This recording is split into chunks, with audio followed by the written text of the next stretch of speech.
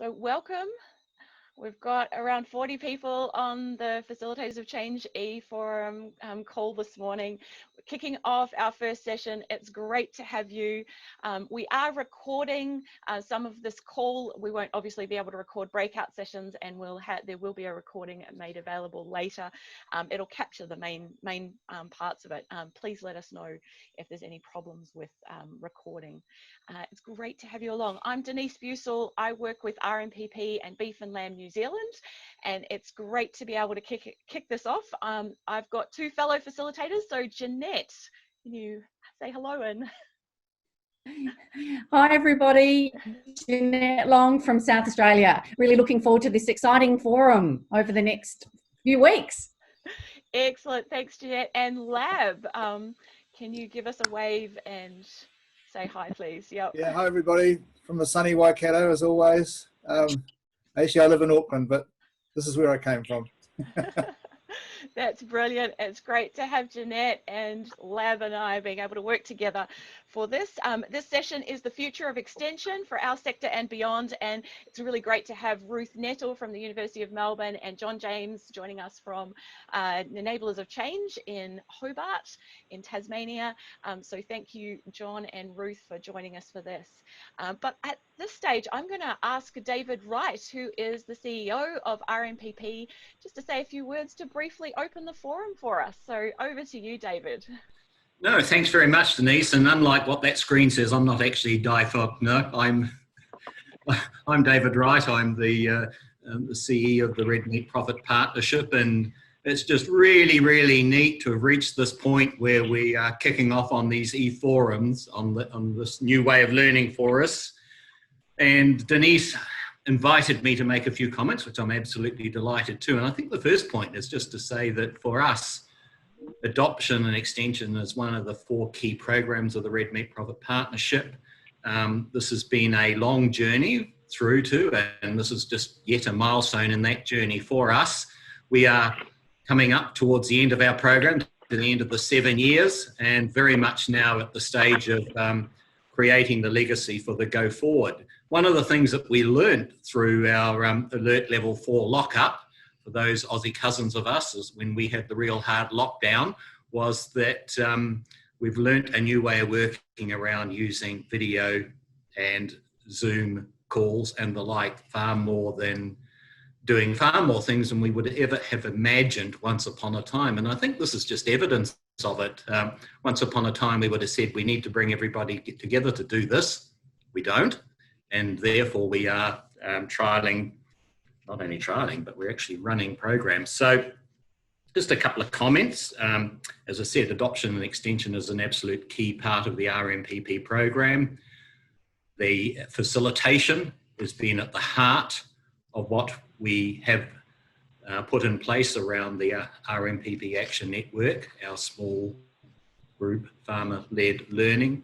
What we have learned is facilitation is absolutely key to it, and actually equipping those of you out there, the rural professionals, with new ways of thinking, new skills and so on is absolutely key to us. So this is our opportunity now to work with you in a interactive form around a structured series over the next few weeks. I see Ruth there up in one corner, and equally I see John there. So many thanks for coming on as part of this first e-forum program. I'd just equally like to thank those who have put this together in what has been a relatively limited time. So Denise, Di here, Brendan I can see, and others that have helped put all this together. A big thank you. I hope you enjoy it. I trust you get a lot out of it. We really do want to get the feedback out of this, because one of the reasons we're keen to do this is in part to assist Beef and Lamb New Zealand going forward, who are looking at, and I'm sure are going to have, e-forums and this type of delivery as a key way of they delivering their programs going forward. So this equally is a learning opportunity for us in how to run e-forums. So really looking for the feedback as well through it. So I think that's all from me. I think I have used up more than my allocated time. So all the best, and I'll look forward to hearing how it goes. So hey, thanks guys, and I trust you enjoy the sessions. Thanks so much, David. It's great to start this off. So yeah, appreciate that. I think the first thing after that we're going to do is we're going to just do a quick poll. Apologies to John and Ruth, please don't fill this in because you don't have an option. But if you could tell us where you're from, give us a bit of an idea of who's on the call. So you should be able to click into the poll and tell us. But John and Ruth, we already know that we need to add you in from outside New Zealand. I made the poll and I remembered this morning that actually we had a couple of extras and I couldn't be New Zealand focused. So I'm going to give you a couple more seconds just to do that. Yeah, mate. I'll smile there. Okay. Zoom. All right. And now I'm going to share the results. And hopefully you can see we've got quite a number of people from different places around New Zealand. A few of us from Canterbury and the West Coast. Yeah, otherwise spread around. We need to work on Nelson Marlborough and some experience in facilitation, reasonably experienced, and a few very experienced people. So thank you very much for helping us out with our polls. All right, Jeanette, I'm going to hand over to you just to cover today and what we're going to do. Okay, I hope everyone can hear me this time when I'm speaking. Good, excellent, thank you. Okay, everybody, first tip for running a great Zoom session is that we do all need to use our mute buttons. So when you're not speaking, please keep yourself on mute. We have two great helpers today who have named themselves Tech Ben and Tech Dusty. So you can, if you're having problems, you can message them privately in the chat box. Please use the chat. I hope you can all find it. It's along the bottom of your screen, about the middle. You'll find this little box that says chat. If you can make sure that's open, you'll be able to then put questions, comments, any thoughts in the chat box as we go along. And if we don't get to all the questions today, we'll be able to pick them up in the Slack discussion afterwards. So make good use of that chat box. We'll really need it. We've currently got 49 participants on board, and hopefully we're picking up a few more as we go along. Probably the other really important thing is about whether you're on speaker view or gallery view. So if you put your mouse up to the top right-hand corner of your screen, you'll see there's an option for speaker view or gallery view. Gallery view is, I always say, it's a bit like the Brady Bunch, where you have lots of pictures of lots of people, and that's really great when we're having some in the breakout groups and having discussions back as a whole group. And sometimes when one person is presenting, it's actually better to be on speaker view. So we'll prompt you during the time that we're together, whether we want to be on speaker view or gallery view during that time. So yeah, keep those discussions happening in the chat, and I hope you'll really enjoy today.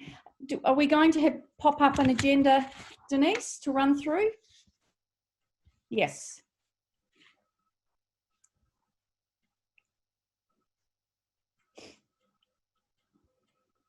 All right, so what we're going to do today is we're going to use breakout rooms quite a lot. We're going to send you off to breakout rooms shortly, and Lab will run us through what we're going to be doing in there, where we're going to discuss and uncover those curiosities and interests in common that you picked up through listening to the video that John and Ruth put together. Then we'll come back from that and explore some of the themes and things you've talked about with John and Ruth as a whole group. Then we'll go back into our breakout groups and really think about how we can apply this to our sector. So in and out of breakout groups, opportunity later for more questions for John and Ruth, and then really to think, what can we do with this? How does it apply to us? So I hope you all really enjoy the session that we've put together for you today. Thanks, Denise. Thanks, Jeanette. And I'll call on Lab to introduce us to for the first breakout room. Okay, thanks. Hello, everybody. Welcome, and it's really great to have you all along. I'd like to invoke the writings of James Serowecki in his book, The Wisdom of Crowds, where he said, "The many are smarter than the few." And a couple of mentors of mine have a saying that the knowledge is in the room. And I think collectively we are the Zoom. And so perhaps for this event, we should say that the knowledge is in the Zoom. And we're going to do our best to make sure that you have an opportunity to tap into that power of the group. So the first, can you just bring the slide down, Denise? Thank you. The first exercise we're going to do is to help you articulate the key curiosities or the areas of interest that you came up with in your pre-work, having watched the video hopefully, and then had a bit of a thought. And so your facilitators will ask you, what is your key curiosity? We'd like you to be brief because time is always of the essence on these online forums. And then at the end of the session, you'll be putting your key curiosities of your breakout group into themes, and then choosing the top 2 that will go forward for the speakers to talk about in the speaker session. So I'm not going to really say any more, except that your facilitators, will have a facilitator in your group. When you arrive in your breakout group, they will introduce themselves and ask you to share your key curiosity. Please be brief when you do so that everybody gets a turn. And please look after your facilitators, because you all know the challenges that facilitators face. So make sure you look after them. All right, so have fun into your breakout groups, and Ben will put the questions in the chat. Myself. Okay, if I can remind everybody to make sure you're on mute.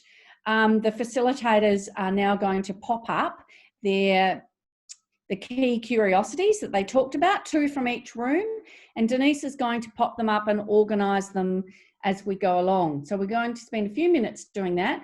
And in the meantime, while that's happening and everyone's popping their key thoughts from the breakout rooms on the screen, I would like to invite John and Ruth to introduce themselves again to the group. So John, would you like to go first, please? Sure. Hi, folks. So I'm John James. I am passionate about extension. I love working in this field. I'm based in Australia, although I confess I did pop over the ditch to study at Massey. I did my Hort degree over there many years ago. So yeah, I'm now based in Hobart as a private consultant. Thank you, John. And Ruth. Great, thanks, Jeanette. Yeah, hi everybody. I'm Ruth. I'm at the University of Melbourne, but prior to the time now where I'm involved with research and education around extension, I worked in extension in Tasmania for nearly 10 years and did some consulting and other work since then, including rural financial counselling and some work with private fertiliser company. So I've had a bit of a varied career. And one of the projects I was involved with over here in Australia was to look at the way extension was working in Australia on the basis of sort of decades of privatisation. So that was one of the studies I was involved with here. So it was great being in the breakout room there, Jeanette. I got to listen in on some things that people were talking about. So yeah, good to be here today. Thanks. Thanks, Ruth, and thanks, John. So we're getting lots of things pop up on our board, some of which I have to shift my glasses to read.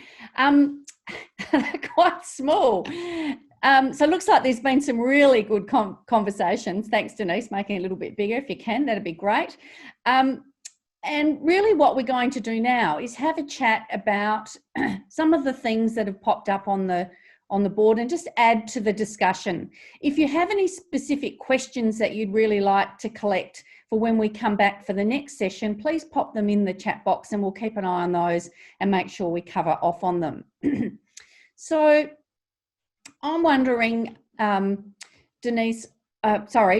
or John, whether one of you perhaps would like to comment on the question that I can see that's sticking out at me to start with, which is a little bit more context around the disruption.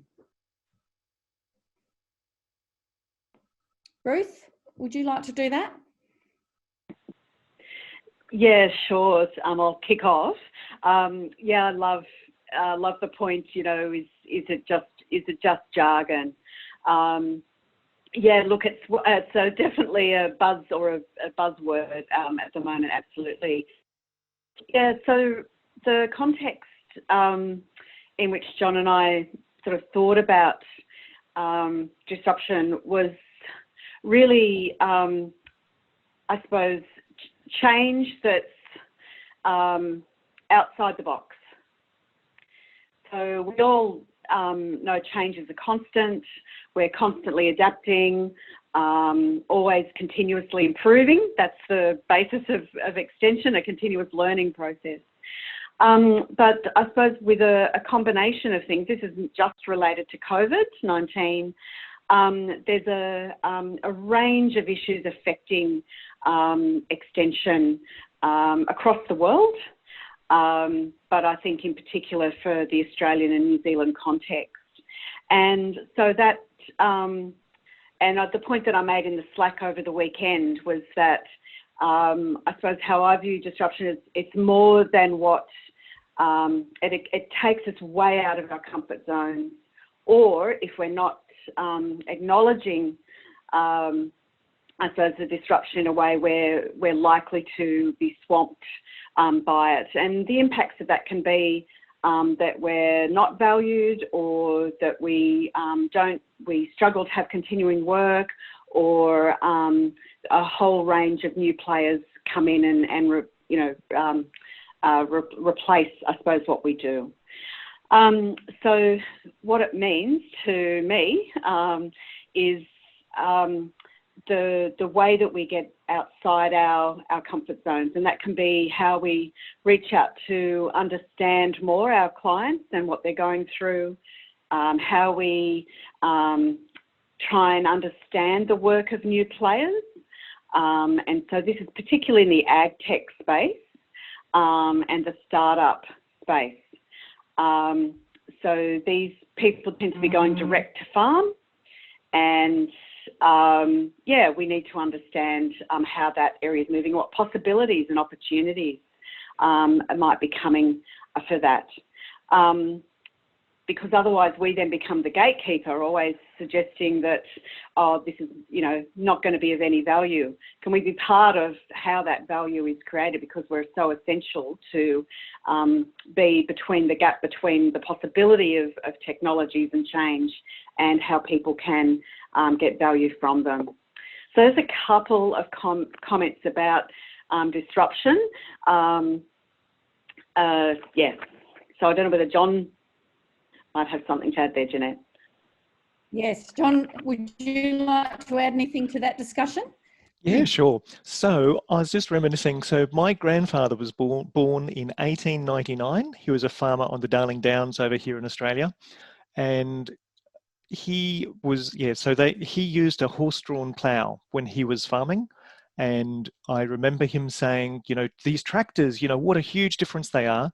So that's, a great classic example of disruption. And when I think of disruption, we often focus on the what. So it's the what we do. Whereas I'm these days thinking we need to be focusing on the how, because the how and the why often remain constant. So I also remember my grandfather saying that he always carried a hoe with him. And whenever he saw a weed on his farm, he would just dig it out. So he wouldn't give it a chance to, grow, flower, and then seed. So that was the way he did things. He was proactive and trying to nip things in the bud. So it didn't really matter whether it was a horse that he was using or a tractor. The way he was doing it was still the same. So I think with disruption, it depends, which way you're focusing. Is it on the what, which is often the technological, or is it the how, which is our motivation and the way we do things? Thanks, John. Thanks for those comments. Excuse me. And I think COVID has created a classic disruption, hasn't it? And here we are online, working away at a conference that we wouldn't have even considered possible a short while ago. John, I'm wondering if you might like to add some thoughts around how we can amplify what we're doing to more people, the staying connected and engaged with facilitators and groups through your experience over many years working with farmers in Queensland. Sure, Jeanette. So I remember it was probably about 10 years ago that I started using webinars, and it was out of frustration that I was running face-to-face events with people, and they and I were having to travel several hours to get together. And I was always happy to do that because I love face-to-face activities. Even today, this is face-to-face, and it allows us to build trust and relationship. But I like to take people on a learning journey, so it's not, just a flash in the pan when we meet with them, because so often we're just so good at, getting farmers together for 1 or 2 days, and we fill their heads with information and then pat them on the back and say, well, good luck with that. Whereas what I like to do is to engage with them beforehand, to warm them up to the concepts, and where I can better understand where they're coming from, so that then when we are together face to face, we can have richer interaction and delve deeper into the problems that we're focusing on or potential solutions. And then afterwards, to get together, say 2 weeks after the event, where we can say, oh, because I'm a great reflector. I love thinking about things afterwards. I'm not so good on the spot. And I think it's the same for all of us. If we go to a workshop, we need to apply that to our life afterwards. And so that's where getting together 2 weeks after, and then maybe a month after that again, where we can discuss it. And that's where these online technologies come to the fore. So whether it's by webinar or by Slack or social media, just continuing that conversation. And I remember when I was working with the beef industry in Queensland, well, actually it was the top half of Australia. So Queensland, Northern Territory and the top half of Western Australia back in the Future Beef program, that initially when we started using webinars, my colleagues laughed and said, oh, you'll never get a farmer to join one of your webinars, John. And I said, well, look, it's low risk. Let's give it a go. And if it doesn't work, well, no one came anyway, so no one's going to know the difference. But folks, within 6 months, we had over 400 people registering for a single webinar, because the farmers loved it, because we did them in the middle of the day so that they'd already done 10 hours work outside. They were coming in for their lunch, and as they ate their lunch, they could hear the latest information from really anywhere around the world, and they could type in their questions and they could get them answered live. So they loved it. It worked really well for them. So Jeanette, I love using online engagement, and I can really see the benefits for both us and the people who attend. Thank you, John. Some great experiences there. So I'm sure that I can see the Slack channels popping up a few questions for a bit later. So we will catch up on those as we go along. Ruth, I'm wondering if you could talk to us a bit about measuring the impact of extension. There's a little post-it note that's quite hard to read there, but about the value proposition of what we do and that measurement of impacts and processes and process pathways. Yes, thanks very much, Jeanette, for the easy question there. Yeah, look, it's always a common issue that people face. So there's probably a few different angles I'd come at on this one. Like often I see the problem when people talk about the measurement of change or impact actually starts right back when projects or programs or groups are established, and there is a mismatch in expectations of what that activity or intervention is going to achieve. So even right back no matter what you measure then, might not be meeting the needs of investors or farmers themselves. So one of the things I'd say is that the more that you can work collaboratively and jointly amongst the groups that are, you know, putting effort and investment in, including farm businesses, to establish some of those expectations of change and what counts as impact, then I think that's really important. And it's not an easy task, but it can also help people get onto the same page. So that's a first thing that I've learned over many years, that it's generally not the measures, it's the expectations of a program that need to be needed to be worked through. The second thing I'd say that we're right now, a lot of people are looking at what's really the unit of change. So generally a lot of programs, and I'm not sure specifically about RMPP, but a lot of programs talk about, oh, we're increasing productivity, or it's about profitability. You know, they're the metrics. That's all we're going to measure.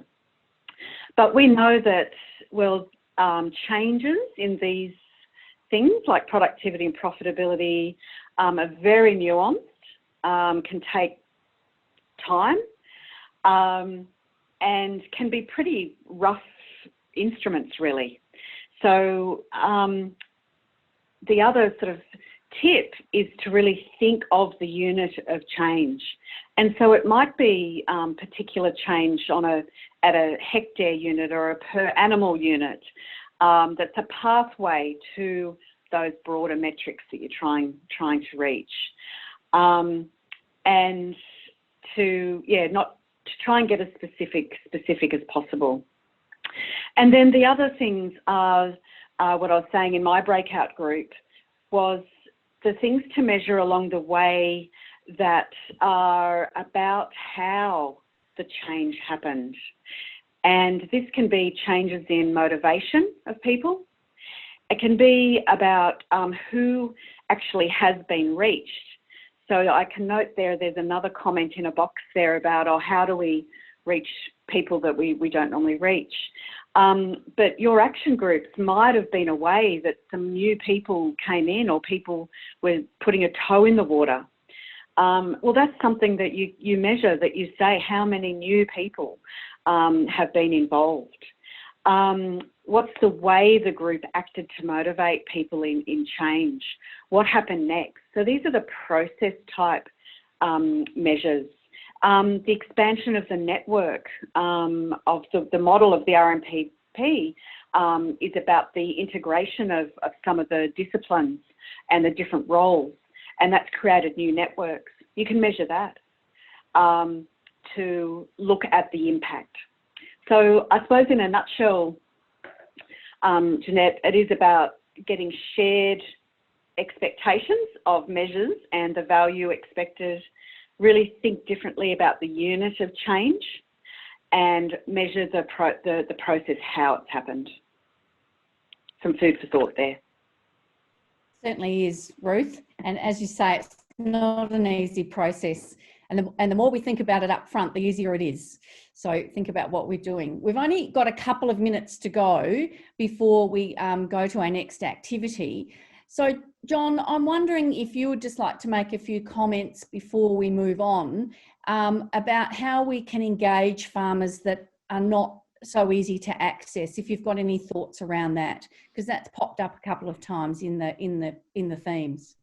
Sure, and I like the way that's been posed. Sometimes over here, we talk about engaging the disengaged, which immediately labels the farmers as being the ones with the problem, whereas it's often us and the way that we're designing our activities. And so there's talk about sharp edges. So what are the sharp edges that make it difficult for people to come to our activities, or that makes them perhaps avoid what we're doing? And so we need to be looking at how we can be better fitting in with what works for them. And it all comes back to talking with them, doesn't it? So instead of us making assumptions, and we know the dangers of that, we need to be talking with the farmers or the end users in the system and working out with them what's going to best work for them. So instead of doing it on our terms, I think we need to be looking at what their terms are and how we can be better working with them. Great. Thanks, John. And I think that's where one of the strengths of the Action Network come in, because you are working directly with your farmer groups to work out what it is exactly that they want to focus on, rather than us coming in and telling them what they need to change. So, you know, I think you guys are doing a really good job at that. So thank you, John, and thank you, Ruth. I'll remind you all again that we will be collecting questions so any questions that you have, please pop them in the chat box and we'll come back to those shortly. I'll hand back to Denise. Excellent. Thank you, Jeanette. It's great. We've got another session with John and Ruth coming up after the next activity, so you haven't lost your chance to ask a question. Please chuck it into the chat box now while you think of it. But yeah, we've wanted to give you the chance just to meet some more people on the call and get to know a few more people. So while I'm talking, Dusty is going to go around and make each of you co-hosts on the call. And that means that when we send you back into breakout rooms, you will find that you have a breakout room button on your menu, which is generally down the bottom if you're on a computer. If you're on a device, it often comes up the top, your menu. But once you're in the breakout room, you'll have a breakout room button. You can click that and you'll be able to see which breakout room you're in and where other people are in breakout rooms, and you have the opportunity, you have control at this point to spend 10 minutes moving around breakout rooms and chatting to people that you might want to introduce yourself to, or just having a catch up with people that are in your breakout room or joining a different breakout room. So we call it musical chairs because that's essentially what it is. You do need to go into the breakout room to start with, though, to get access to that breakout room button. We have a couple of questions that you could ask, and Lab, I'll call on you if you want to just tell us a little bit about those questions.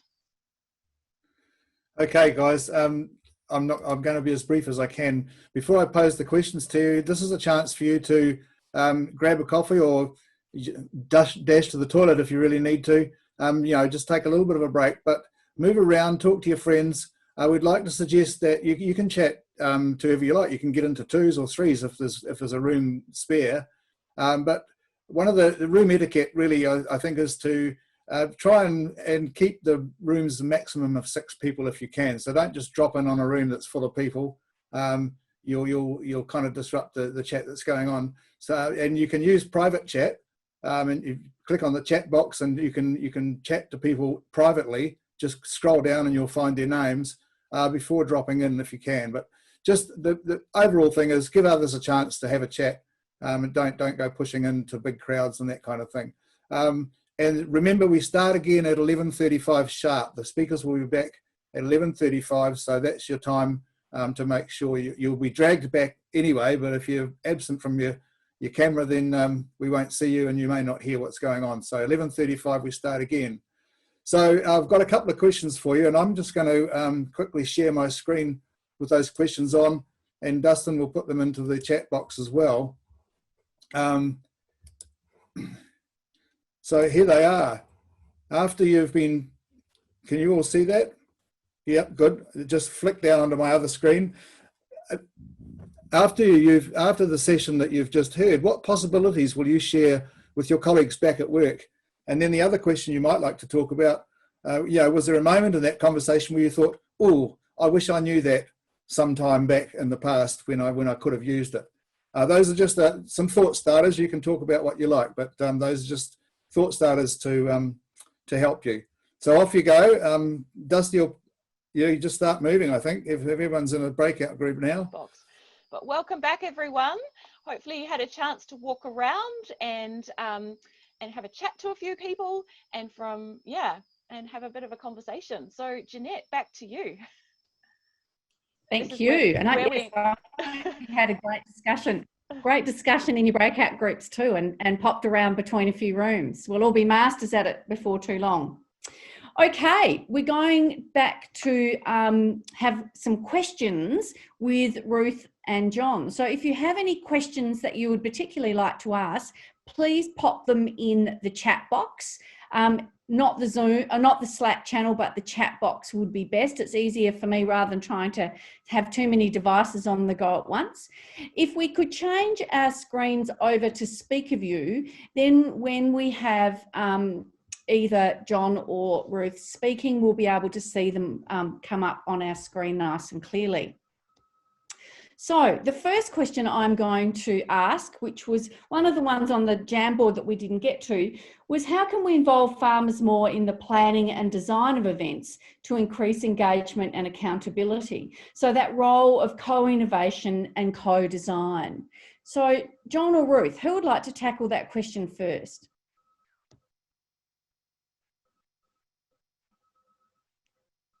They're both sitting there quietly. I'm going to pass that one to John to kick off. Oh, sure. Okay. I was just being polite, Ruth. So I love the concept of co-innovation and co-design because it's by involving the end users in actually planning and designing the process that they're going to get so much greater ownership of the overall thing that we're doing, and plus they can add in their great ideas, because aren't farmers just the greatest innovators in the world? You know, necessity is the invention that we all need, and farmers are just so good at doing it. So I think, yeah, the more we can involve them, the better. And I think it's so some techniques. So when I was working in the beef industry, we would invite farmers that we were already working with to explicitly go and invite 2 others that they would like to have along to the group. And so that, you know, it was like a expanding snowball effect, I guess, and it just enabled more people who we weren't directly working with to get in and become involved as well. But Ruth, maybe you have other ideas too. Yeah, thanks, John. I think it's a really hard one because so this is really involvement of farmers in the design, and some would say, you know, they don't have time. They just want to be involved with the thing that they're really wanting to progress, you know, so they don't necessarily want to be caught up in the design. So I don't think it's for everybody. So I think that's what we can force sometimes. So the ideas of co-innovation and co-design, being, you know, everyone's got to be involved at every point from the very beginning all the way throughout. And we know, I suppose, it's more about the right people at the right time for the right thing. So I think that's just a caution, with it, but it's definitely something that you would always, you know, seek and work toward. And so then that means to actually involve them more, it's being really clear about what benefit they get from that, and why you want them involved in that. So all those principles of great facilitation come into play, I think, around this question. Right people for the right thing at the right time, bringing people in at different points for that co-design process. So, yeah, I think there are just some things that it's really questioning why and the when. And then I suppose to make it fun as well, and some benefit from that involvement is important. So I was just thinking of a time where we did have some farmers involved with the co-design process, and as part of it, because it's a sort of a large effort. At the end of the day, we got an expert in that knew how to match beers with cheese, and it was very funny at the end that the farmer said, oh, I didn't know really what, how I was going to be helping or what I was going to get out of it. But I've never had that sort of experience before to learn about this sort of thing.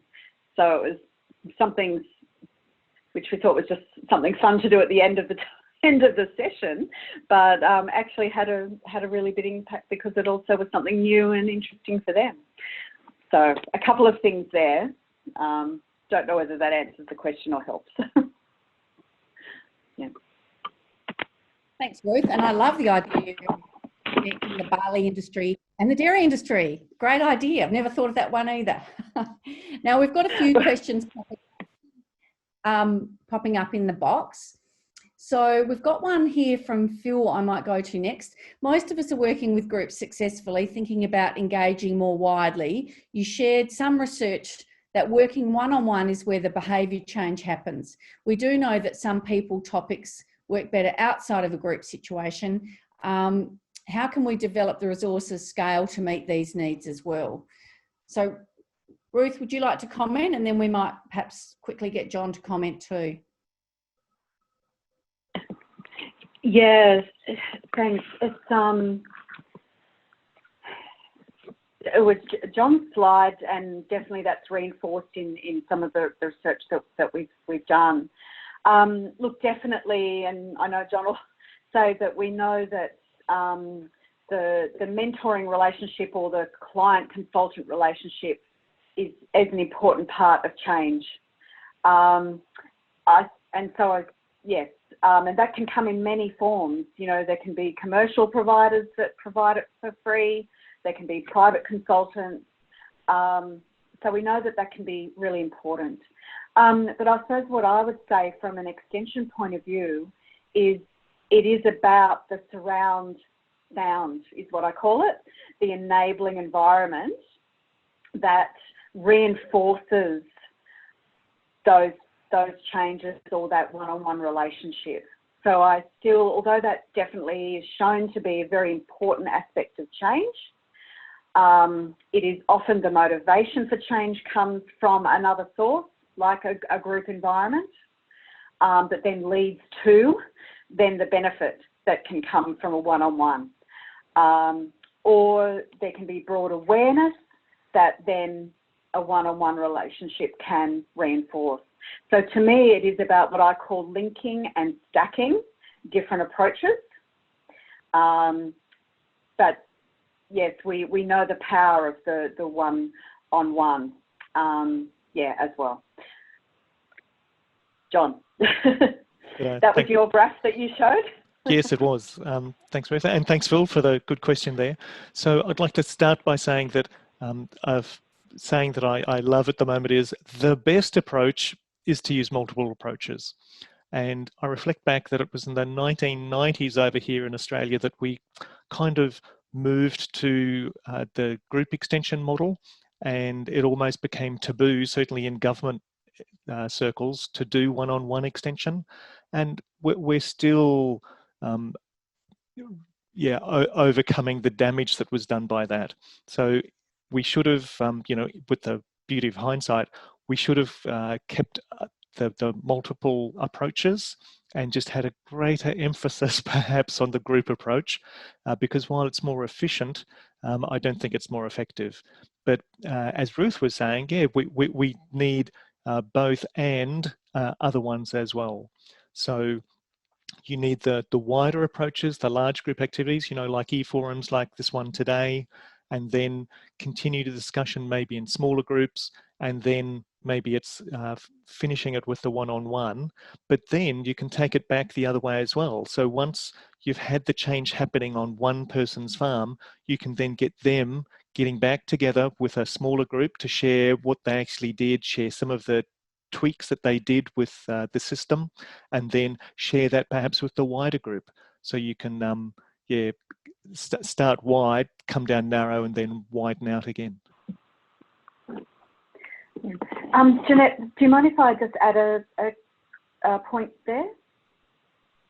Certainly, Ruth. Yeah, I know we're very time constrained. So just to reinforce, and I know that there's a number of private consultants here today, and I don't know whether this would resonate with you, but I was involved with a program over here around really supporting advisors and consultants to support farmers more on their people management, their human resources and workforce planning. And there was a range of different activities. There was some workshops and training sessions for farmers. The advisors also had workshops and training. But I was able to, I suppose, interview advisors over time, over 4 or 5 years. And it was really interesting that the consultants said, yes, I do work one-on-one, and I have now built a business around that, charging per hour. But they said, but it's really great when I know my client has gone to one of those short courses, that I encourage them to those short courses. So the consultants were really saying that, showing this reinforcement that really then helped make their work a bit easier and really stimulated the change to have sort of everyone at that level. So I thought that was another example of this interrelationship between the power of the one-on-one and the enabling environment. Yeah. Absolutely, Ruth. And I reflect on my husband, who's been a one-on-one consultant for many years, and he found the best impact was when he pulled all of those clients together or took them on a bus trip. So that power of the group getting back together is so important. I think we've got time for one more question, and we're probably getting short of time, but Warwick put up in the Slack channel, I'm concerned that if we look at disruption in the context of what's happening to the facilitation sector, we focus too much on facilitation and not enough on what we're trying to achieve, which is to connect farmers and help them improve profitability and productivity. So Ruth, I'm wondering whether you'd like to comment on that statement for us. Yeah, absolutely. It's a great point. And I suppose I'd just like to say that when I was talking disruption on the video and earlier this morning, yes, I was talking about disruption for us, but really, why is it disruption for us? It's because the disruption for our clients or the people that we work with. So in my mind, the best way we can support or be facilitators of change is to really understand the disruption from the viewpoint of clients and farmers. So I suppose that's one point, that that by asking and being inquisitive about the pressures and challenges of the people that we're working with, and what are they worried about coming over the horizon at a deep level, not just, the climate, the markets, but really understanding the experience of disruption from their point of view, then we're better able to make some changes or adjustments or reach out to new people ourselves. So for me, it was the disruption for everybody. Yep. Thank you, Ruth. John, do you want to make one closing comment around the disruption before we move on to our next activity? Sure. Just quickly, I think disruption really is the new norm, and it's nothing new. It's been, well, as I was saying, my grandfather back in the early 1900s, he'd never seen a tractor. So change is always going to be there, and it's up to us and about our mindset and the way, that we're willing to just move from one thing to another and not grieve leaving behind the old, but perhaps see the benefits in the new and somehow embrace that and help those that we work with better embrace it as well. Great. Thanks, John. And I think it's so important that we think about that grieving process too, because when we go through change, we do grieve. So dealing with the disruption we have in our lives, it's you know, part of our role in Extension is understanding what people are going through. So really great points. Thank you very much for sharing and answering those questions. And we will pick up on the other questions that have gone into the chat on Slack and keep those conversations going, because we need now to move on to our next activity. So I will hand over to Lab.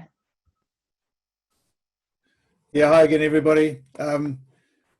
Wonderful conversation, and there's some wonderful stuff that's been coming out of our out of the breakout groups. We've had some spies out there, and they've said there's some really, really great conversations happening. So that was really great. So after listening to all of these kind of conversations, such as the ones you've had this morning and the ones you've heard, we need to make sense of it all.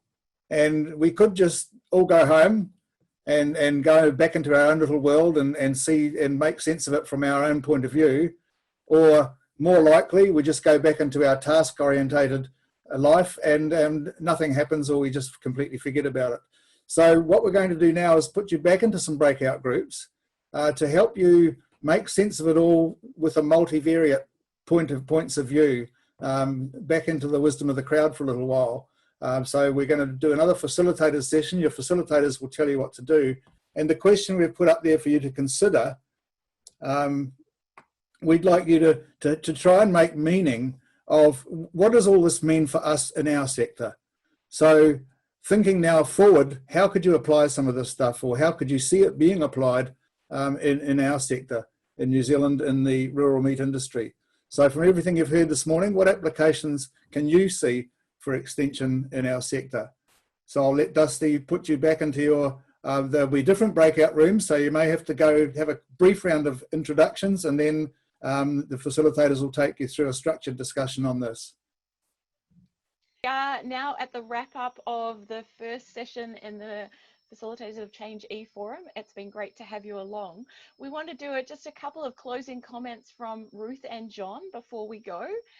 We'll do a quick poll and then we will talk about Friday's session as well before we finish off. So Ruth or John, who wants to go first?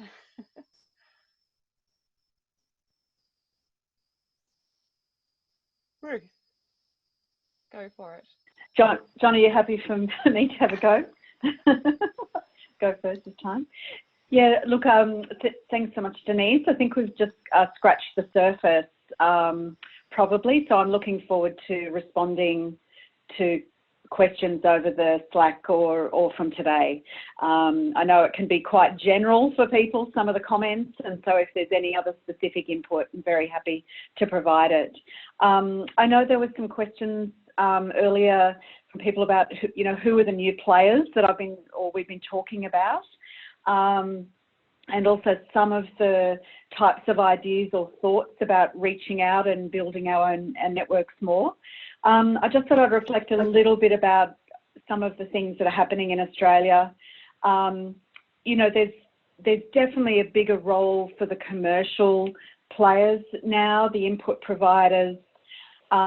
So rather than a privatisation of extension, there's a lot of commercialisation. So that's quite, can be difficult to navigate.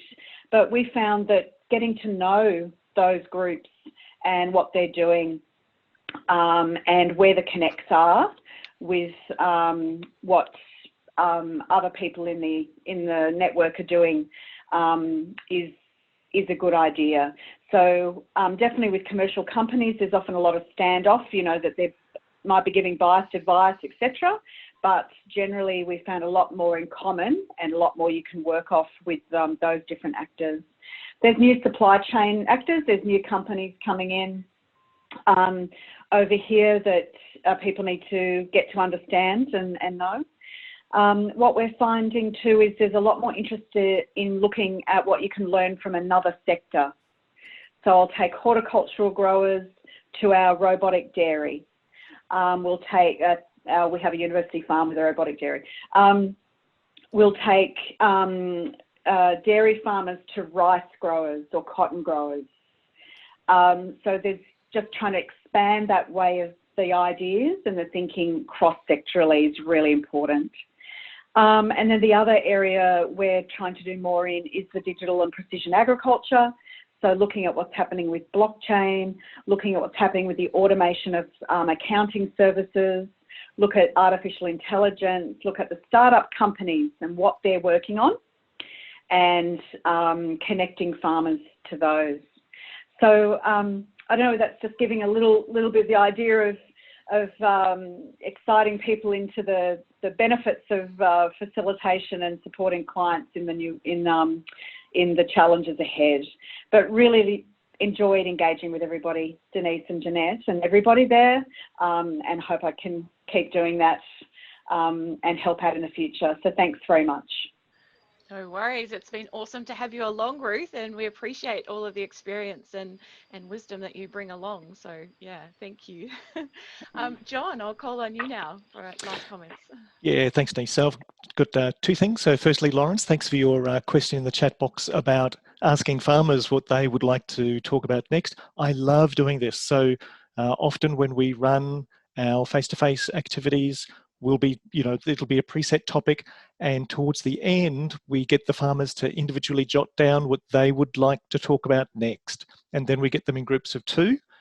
So they have a buddy, they chat it through, and then they discuss it with the group, and they just put it up on butcher's paper, and then as a group, they prioritize it. So just as you're suggesting, and what I love is that it gives them ownership of the next topic, and it gives us, 6 weeks until the next until the group meets again, for us to actually prepare some material regarding that. So for us, it's a win-win. The second thing is that I've loved the discussion today all around disruption and change. And I just grabbed a book off my bookshelf. So it's one from many years ago, Who Moved My Cheese? And it's a lovely story. It's a parable, I guess. And so I've got a couple of mice who are searching for cheese. And it's got some really nice take-home messages for us. It's been several years since I read it, but it's things like, what would you do if you weren't afraid? So I think that's a good challenge question for us. And there's a couple of other take-home messages, such as nothing lasts forever, and there's always new cheese to be found. So despite all the change and disruption that's going on around us, we just need to be mindful of what else is coming and how we could maybe make use of that for the greater benefit of the people that we work with. Brilliant. Thank you, John. It's great to have you along as well and to join in the discussion. I think it's been really awesome having both you and Ruth to kind of bring in your different experience and different knowledge in these areas. So thank you. It's good. And I don't know about you, but I'm a book person. So noting down all of these different things, I've got a few nods. So it's always good to check out different books. I've got a quick poll just to get a bit of an idea of how useful the session has been. So if you get a chance, it should be coming up now to jump on. It's anonymous, so it's, you can be honest. It'd be good. We will be surveying you after Friday's session just to find out how this first week has gone. So this is not the only chance that you have to give us feedback, and any feedback would be awesome. We really appreciate that. Just encourage you, if you haven't already, to jump into the Slack channel, and we'll keep continuing the conversation there. We'll have some questions and answers. We've copied stuff from the chat box here, so we'll put that into Slack so that you won't have missed out if there was some more general things that we think will be valuable for everyone to hear. Yeah, okay. I'm just gonna, if most people have voted, give you a couple more seconds and I'll end that polling. Co-hosts are unable to vote. Thank you for that. Yeah, I'm wondering why there was so few people, but that's all right. All right, good to know. I'm just going to share those results so you can see that somewhat useful, very useful, and a few people found it one person I think found it extremely useful. So thank you for that. We really appreciate your feedback, and it won't be the only chance to do it. And thank you for the heads up on co-hosts. Next session, we have is Hugh Galvin from Sports NZ. He's going to be online at 9 o'clock on Friday, so the timing is different, but basically a very similar process that we'll run through on Friday with Hugh learning from sport, learning from a different sector, but so many parallels, so many similar issues. We'll have some pre-work. There will be a short video from Hugh that we'll send out shortly so that you'll come along prepared for the discussion. So that'll be heading out soon. But if you haven't registered, jump online and onto the RMPP website and register for the Friday session, because it's going to be good. And again, really good discussions. At this point, I want to say a big thank you to Dusty and Ben, who are our behind the scenes tech people, who have done an awesome job keeping everything going. Yep, there's some claps going on there. We really appreciate those guys, and it's meant that as facilitators, Jeanette and Lab and I could just focus and go for it. So yeah. Off we go. And so thank you so much, and thank you to all the facilitators who stepped up and facilitated your small groups. We really appreciate that, especially being tapped on the shoulder at the last minute. So yeah, Brendan's reminding me that we need to talk to other people about this e-forum. It is open to anyone, so any of your colleagues or friends that are interested in this area, please send them the invite and get them along. We'd love to have them. So yeah, plenty of time. And then after this week, we've got a weekly Monday morning session at 10:30 that we'll just be having for the next few weeks. So jump online and have a look. We've got some really good stuff planned. Yeah, once again, thank you to Ruth and to John for providing us with the opportunity to start this Facilitators of Change e-forum so well, with the big picture, the context around facilitation and extension. It's been a really good way to set the scene and just get us all thinking, and yeah, really appreciate it. So yeah, thank you to everyone. And Jeanette and Lab, anything else that we need to mention? No, I think, Denise, all good. I'm really looking forward to Friday, seeing everybody again, and catching up on, on where we go next. Absolutely. So really great. Thanks, Ruth and John, for setting the scene of the big picture of extension for us. Yeah. So please, please make sure that you watch the video for Friday, so that you're ready to go too. So yeah. But thanks, John. Thanks, Ruth. Yeah. Thanks, everyone, for joining in. Thank you. Thank you very much. Thank you. Thanks, everyone. Bye, guys. Bye, everybody. Bye.